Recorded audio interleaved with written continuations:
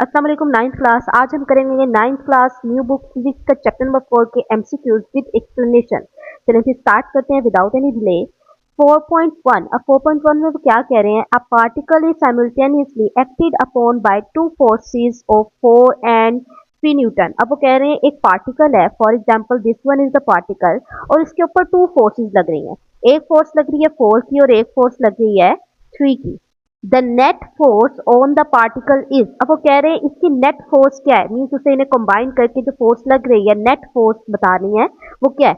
अब इसके अंदर अगर तो ये फोर्सेस एक ही डायरेक्शन में लग रही हैं, फॉर एग्जांपल अगर तो ये फोर्सेस कुछ एक ही डायरेक्शन में इस पार्टिकल के ऊपर लग रही हैं तो ये ऐड हो जाएंगी। ऐड होके क्या बनेगा हमारे पास 7।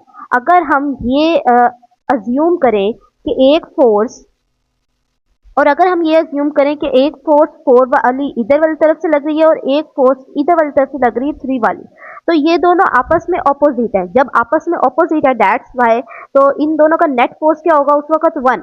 तो अब यहाँ पर हमें ये बात नहीं बताया गया कि जो फोर्सेज हैं वो सेम डायरेक्शन में है। अगर सेम डायरेक्शन में होती तो आंसर आता हमारा 7। अगर तो ऑपोजिट डायरेक्शन में है तो वो एक दूसरे को कैंसिल आउट कर देती, माइनस इफेक्ट आता तो हमारा आंसर आता 1।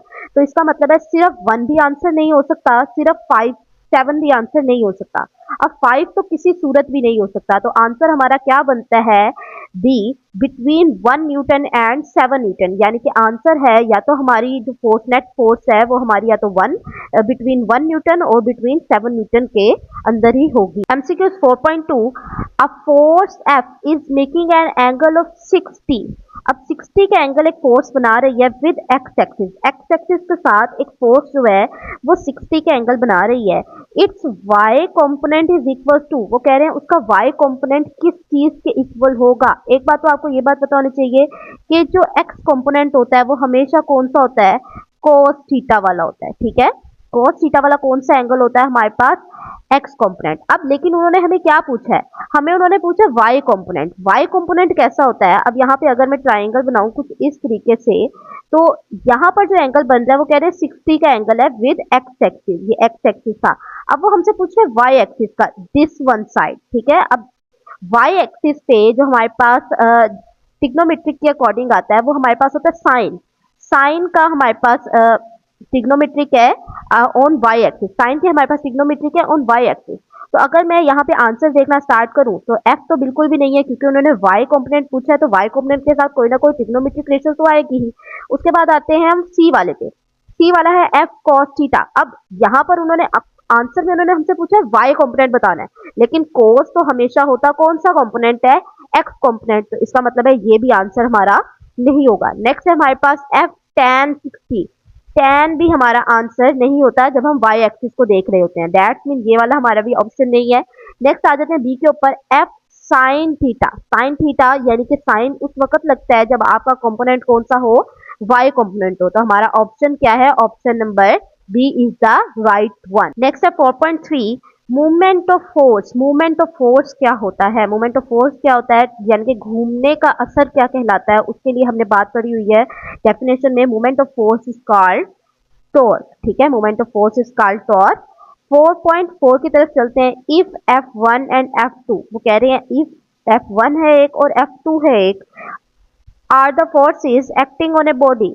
एक F1 और F2 एक बॉडी के ऊपर एक्ट कर रही हैं and torque produce in it, और उसके अंदर एक टॉर्क प्रोड्यूस हो रहा है। अब हमने उस बॉडी को कंप्लीट एक्विलिब्रियम में लाना है। अगर आपने किसी भी चीज को कंप्लीट एक्विलिब्रियम में लाना है तो आपने टू कंडीशंस ऑफ एक्विलिब्रियम को रीड किया, जिसके अंदर आपने क्या पढ़ा है कि फोर्स अगर जीरो हो जाए, नेट फोर्स अगर जीरो हो जाए तो ठीक है वो एक्विलिब्रियम में आ जाती है।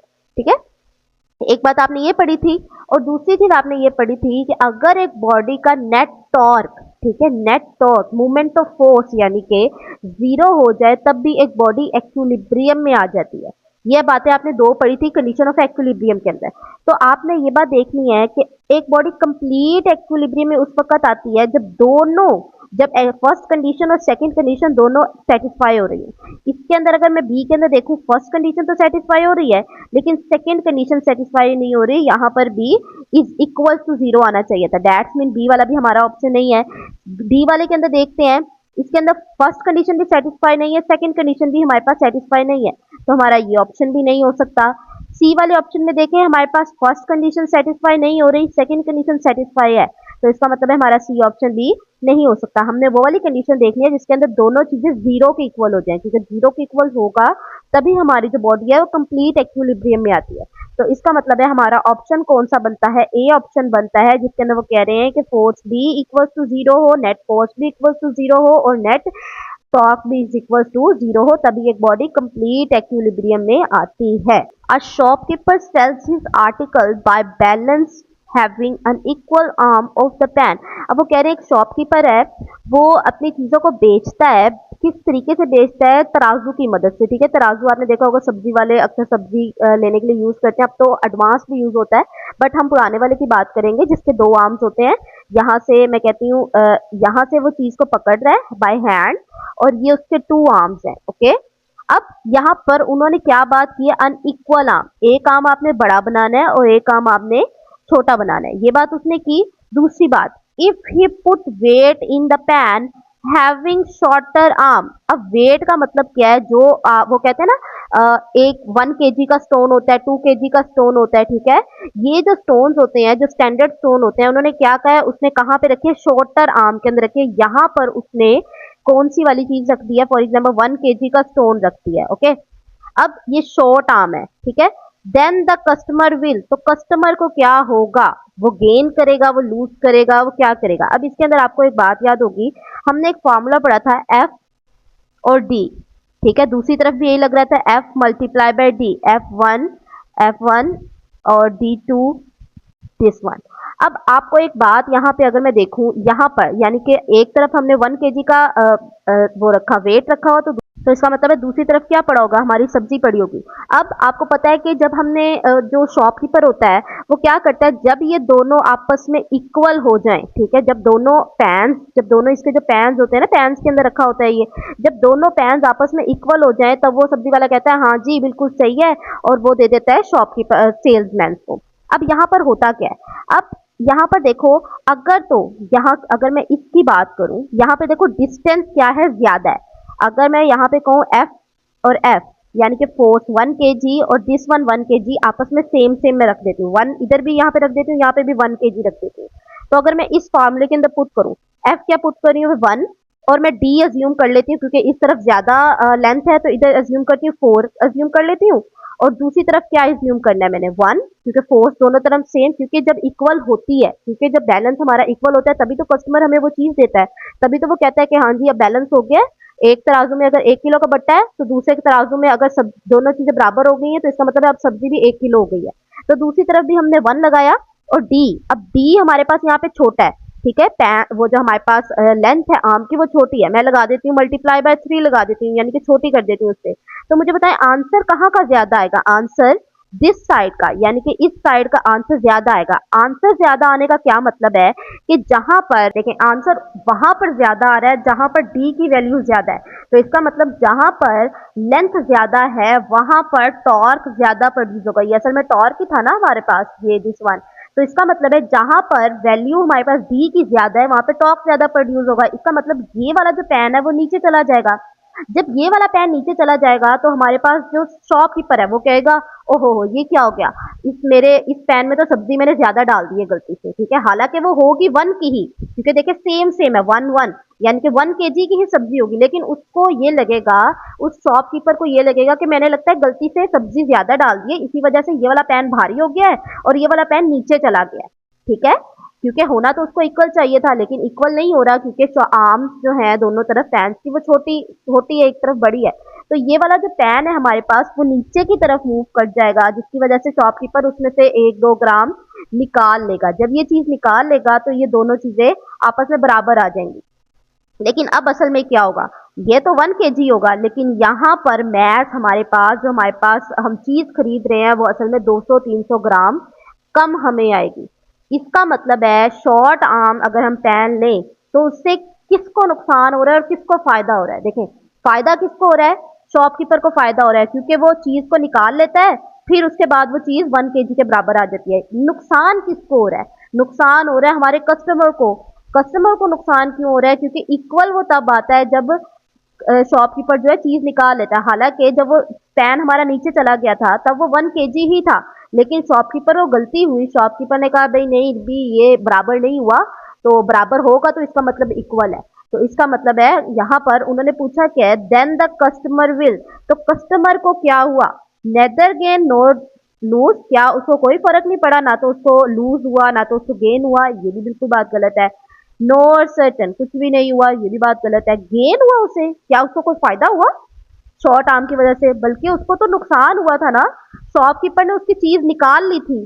ठीक है, तो यहाँ पर उसको क्या हो रहा है, लूज हो रहा है, कस्टमर को लूज हुआ है क्योंकि शॉपकीपर ने थोड़ी सी चीज निकाली, फिर उसके बाद तराजू बैलेंस में आया। ठीक है, तो इसका मतलब है यहाँ पर शॉपकीपर को क्या हुआ, लूज हो गया। नेक्स्ट है 4.6, a man walk on a tight रोप, एक बंदा है जो कि एक टाइट रोप के ऊपर चल रहा है।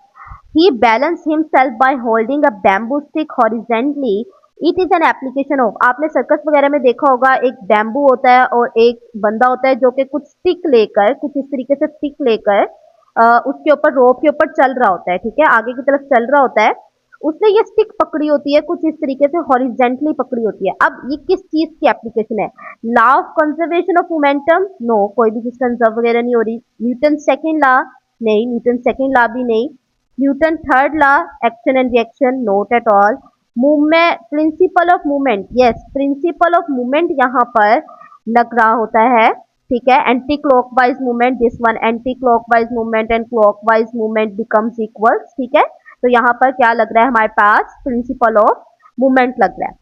4.7, इन स्टेबल एक्विलिब्रियम, अगर तो स्टेबल एक्विलिब्रियम में है कोई body, then the centre of gravity of the body, तो उस बॉडी की सेंटर ऑफ ग्रेविटी कहाँ पर होगी, eight highest position, highest position पे होगी, outside the body at any position, कहीं भी हो सकती है, या लोएस्ट पोजीशन पे होगी। आपको हमने हमने एक चीज पढ़ी थी कार्स की, हमने पढ़ा था रेसिंग कार्स जो होती हैं वो जो होती है उसकी हाइट छोटी रखी जाती है। क्यों छोटी रखी जाती है, ताकि उसका जो सेंटर ऑफ ग्रेविटी है वो कम से कम हो, लोअर सेंटर ऑफ ग्रेविटी हो, ताकि वो स्टेबल एक्विलिब्रियम में हो। ये बात हमने रेसिंग कार्स वाले में पढ़ी थी। तो इसका मतलब है कि एक स्टेबल एक्विलिब्रियम में सेंटर ऑफ ग्रेविटी क्या होना चाहिए, लो होना चाहिए। ठीक है, अगर मैं अनस्टेबल एक्विलिब्रियम की बात करूं, ठीक है, अनस्टेबल एक्विलिब्रियम में क्या होता है, centre of gravity, centre of gravity high होता है। ठीक है, सेंटर ऑफ ग्रेविटी जब लो होता है तब ही कोई बॉडी स्टेबल एक्विलिब्रियम में होती है। तो इसका मतलब है हमारे ये तीन ऑप्शन तो क्रॉस हो जाते हैं, and this one is correct, B, at the lowest position, centre of gravity जो है स्टेबल एक्विलिब्रियम में एट लोएस्ट पोजीशन पर होती है। नेक्स्ट है 4.8, the centre of mass of a body, centre of mass of body जो है कहाँ पर होता है। अब सेंटर ऑफ मास क्या है, वो वाली पोजीशन जहाँ पे कोई बॉडी जो है पूरी की पूरी बैलेंस हो रही हो। अब यहाँ पे वो कह रहे हैं सेंटर ऑफ बॉडी जो है कहाँ पे लाई कर रही है, inside the body, outside the body, on the surface, या विद इन, या अंदर भी हो सकती है, बाहर भी हो सकती है, ऑन द सरफेस भी हो सकती है। ऑप्शन इसका असल में डी है। क्यों डी है, देखें, अगर कोई सरफेस है, अगर मैं कहूँ कोई बाउल है, ठीक है, अगर कोई बाउल है तो इसके तो अंदर होगी ना हमारे पास सेंटर ऑफ मास, तो इसके अंदर वाली तरफ होगी, यानी कि in the with in the surface होगी। अगर मैं कोई चीज ले लूं, अगर मैं कोई बुक ले लूं या कुछ ले लूं, उसकी ऑन द सरफेस होगी। ठीक है, किसी की इनसाइड द सरफेस होती है, this one inside the surface, outside the surface, on the surface. तो इसका मतलब है ये बात फिक्स नहीं है कि एक बॉडी की जो सेंटर ऑफ मास है वो हमेशा इनसाइड हो या आउटसाइड हो या ऑन द सरफेस हो। It may be inside, it may be outside और on the surface. MCQ 4.9, a cylinder resting on its circular base, एक सिलेंडर है जो कि अपनी सर्कुलर बेस के ऊपर रेस्ट में है, यानी कि दिस वन एक सिलेंडर है कुछ इस तरीके का, और वो अपनी सर्कुलर बेस इसको कह रहे हैं, सर्कुलर बेस पर रेस्ट कर रहा है। तो वो कौन सी पोजीशन में है, अनस्टेबल एक्विलिब्रियम की, नन ऑफ दीज, और न्यूट्रल एक्विलिब्रियम या स्टेबल एक्विलिब्रियम। देखें, जो स्टेबल एक्विलिब्रियम में कब होती है कोई भी चीज, स्टेबल एक्विलिब्रियम में तब होती है जब इसको थोड़ा सा टिल्ड किया जाए। ठीक है, जब इसको थोड़ा सा टिल्ड किया जाए अपनी जगह से, फॉर एग्जांपल कुछ इस तरीके से अगर इसको थोड़ा सा टिल्ड कर दिया जाए तो ये दोबारा अपनी ही पोजीशन पे वापस आ जाए, तो ये कौन सी पोजीशन होती है, स्टेबल एक्विलिब्रियम की। और स्टेबल एक्विलिब्रियम में कब कोई चीज होती है, जब उसका सेंटर ऑफ मास जो है, सेंटर ऑफ ग्रेविटी जो है वो उसकी बेस से पास कर रहा हो, जब तक उसका सेंटर ऑफ ग्रेविटी जो है और मास जो है उसकी बेस से पास आउट कर रहा होता है, तब तक वो स्टेबल इक्विलिब्रियम में रहती है। तो हमारा ये जो सिलेंडर है उसको थोड़ा सा अगर मैं टिल्ड कर दूं, वो दोबारा अपनी पोजीशन पे वापस आ जाता है अपनी सर्कुलर बेस की वजह से। तो इसका मतलब है इसका करेक्ट ऑप्शन है ए, स्टेबल इक्विलिब्रियम, क्योंकि ये दोबारा अपनी पोजीशन पे वापस आ जाता है। अनस्टेबल इक्विलिब्रियम की आपने एक एग्जांपल पढ़ी थी कुछ इस तरीके की, दैट्स टाइप कोन। ठीक है, अगर इस कोन को अपनी पोजीशन से हटा दिया जाए, कुछ इस तरीके से कर दिया जाए, तो क्या ये अपनी पोजीशन पे वापस आ जाएगी? नहीं। तो ये एग्जांपल थी हमारी अनस्टेबल इक्विलिब्रियम की। लेकिन यहाँ पे बात हो रही है cylinder resting on a circular base. तो ये जो सिलेंडर है वो हमेशा कौन सी वाली पोजीशन में होगा, कौन सी वाले इक्विलिब्रियम में होगा? स्टेबल इक्विलिब्रियम में। तो then correct option is A. 4.10 centripetal force is given by, centripetal force का फॉर्मूला कौन सा है इसमें से हमने ये देखना है। ये भी नहीं है, this one not, this one. M V square over R, M mass, v velocity and over inversely related to radius. So then correct option is C.